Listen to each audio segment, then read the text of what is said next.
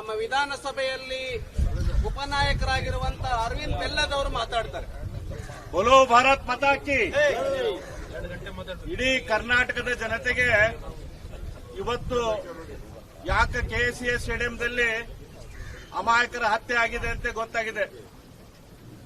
ಮಾನ್ಯ ಮುಖ್ಯಮಂತ್ರಿಗಳೇ, ಉಪಮುಖ್ಯಮಂತ್ರಿಗಳೇ, ನಿಮ್ಮ ಪ್ರತಿಷ್ಠೆ ಹೆಚ್ಚು ಮಾಡಿಸ್ಕೊಳಕ, ಈ ಕಪ್ಪಿನ ಗೆಲುವಿನಲ್ಲಿ ನಿಮ್ಮನ್ನು ನೀವು ಜೋಡಿಸ್ಕೊಳ್ಳಾಕ ಇವತ್ತು ಅಮಾಯಕರನ್ನ ಕೊಲ್ಲುವಂತ ಕೆಲಸ ನೀವು ಮಾಡಿದಿರಿ.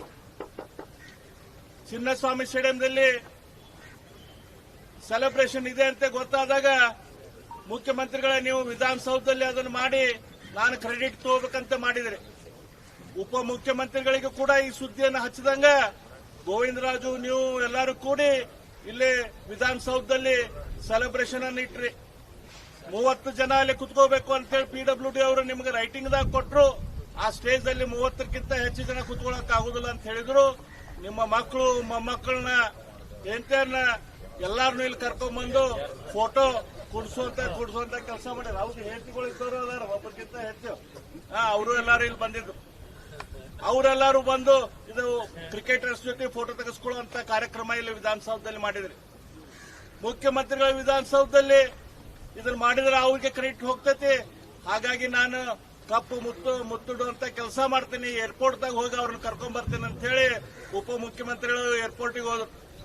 ಅಲ್ಲಿಂದ ಕರೆ ಕೊಟ್ರು, ಎಲ್ಲರೂ ಬರ್ರಿ ಚಿನ್ನಸ್ವಾಮಿ ಸ್ಟೇಡಿಯಂಗೆ ಬರ್ರಿ, ಅಲ್ಲಿ ನಿಮಗೆಲ್ಲರಿಗೂ ಸ್ವಾಗತ ಅಂತೇಳಿ ಸ್ವಾಗತ ಮಾಡಿದ್ರು. ಈ ಪೊಲೀಸರಿಗೆ ಮುಖ್ಯಮಂತ್ರಿಗಳನ್ನ ನೋಡಬೇಕು, ಉಪಮುಖ್ಯಮಂತ್ರಿಗಳನ್ನ ನೋಡಬೇಕು ಅನ್ನೋದು ಕನ್ಫ್ಯೂಷನ್ದಲ್ಲಿ ಆ ಜನರ ನಿರ್ಲಕ್ಷ್ಯ ಆಯ್ತು. ಯಾಕಂದ್ರೆ ಇವ್ರು ನೋಡಿದ್ರೆ ಅವ್ರಿಗೆ ಸಿಟ್ಟು, ಅವ್ರು ನೋಡಿದ್ರೆ ಇವ್ರು ಸಿಟ್ಟು. ಈ ಜಗಳದಾಗ 3:48 ರೆಕಾರ್ಡ್ದಲ್ಲಿ ಐತಿ, ಹಾಸ್ಪಿಟಲ್ ರೆಕಾರ್ಡ್ದಲ್ಲಿ. ಮೊದಲನೇ ಸಾವು 3:48 ಹಾಸ್ಪಿಟಲ್ದಾಗ ಆಗೈತಿ. ಅದರ ಅರ್ಥ ಚಿನ್ನಸ್ವಾಮಿ ಸ್ಟೇಡಿಯಂದಿಂದ ಹಾಸ್ಪಿಟಲ್ ಹೋಗೋ ತನಕ ಒಂದು ಅರ್ಧ ಗಂಟೆ ಆಗಿರ್ತೈತಿ.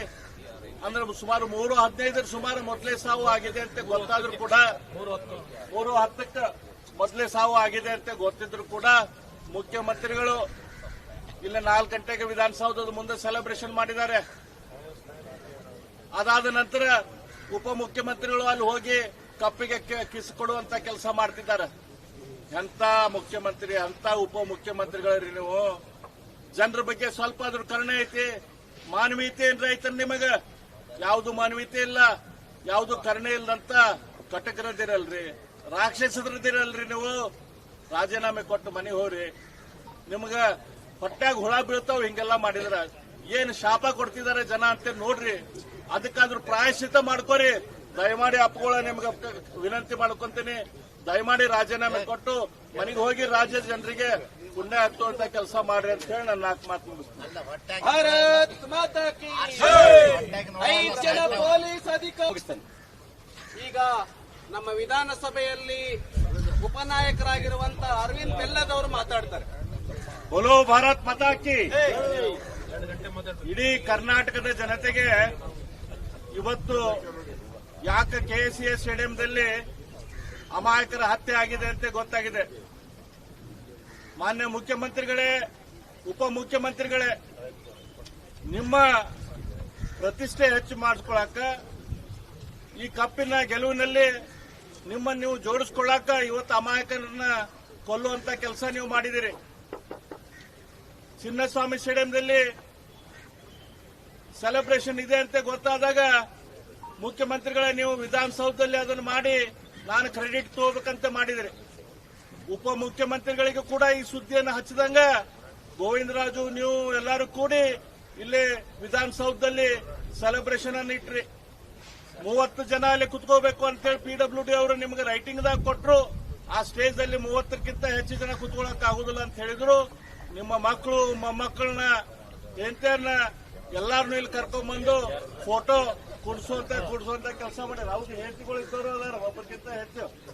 ಅವರು ಎಲ್ಲಾರು ಇಲ್ಲಿ ಬಂದಿದ್ರು. ಅವರೆಲ್ಲರೂ ಬಂದು ಇದು ಕ್ರಿಕೆಟರ್ಸ್ ಜೊತೆ ಫೋಟೋ ತೆಗೆಸ್ಕೊಳ್ಳುವಂತ ಕಾರ್ಯಕ್ರಮ ಇಲ್ಲಿ ವಿಧಾನಸೌಧದಲ್ಲಿ ಮಾಡಿದ್ರಿ. ಮುಖ್ಯಮಂತ್ರಿಗಳ ವಿಧಾನಸೌಧದಲ್ಲಿ ಇದನ್ನ ಮಾಡಿದ್ರೆ ಅವ್ರಿಗೆ ಕ್ರೆಡಿಟ್ ಹೋಗ್ತೈತಿ.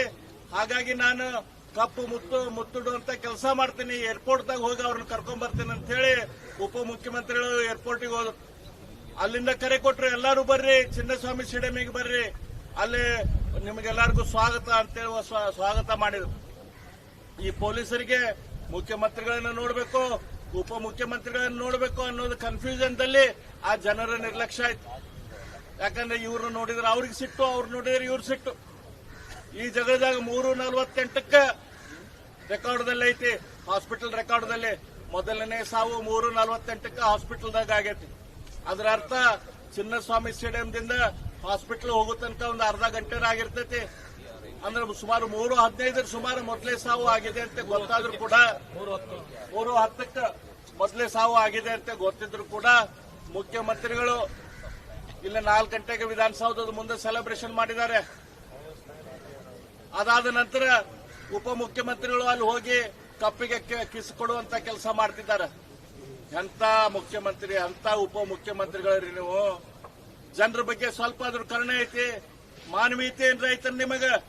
ಯಾವುದು ಮಾನವೀಯತೆ ಇಲ್ಲ, ಯಾವುದು ಕರುಣೆ ಇಲ್ಲದಂತ ಕಟಕರದಿರಲ್ರಿ, ರಾಕ್ಷಸರದಿರಲ್ರಿ ನೀವು. ರಾಜೀನಾಮೆ ಕೊಟ್ಟು ಮನೆಗೆ ಹೋಗ್ರಿ. ನಿಮಗ ಹೊಟ್ಟಾಗ ಹುಳ ಬೀಳ್ತಾವ್ ಹಿಂಗೆಲ್ಲ ಮಾಡಿದ್ರ.